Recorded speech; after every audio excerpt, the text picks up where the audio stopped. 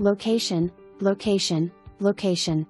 Lot/house in the heart of Cornelius, next to the Peninsula Subdivision. Permitted dock, ramp, beach area west/beautiful deck perfect for entertainment.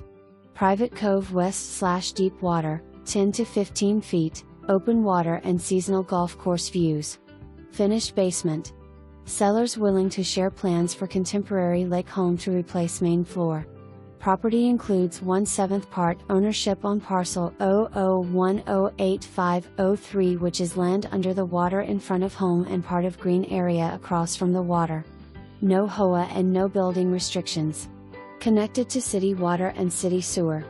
Current home grandfather to be 30 feet from lake. 200 square feet finished cottage great for guest. HOA is voluntary.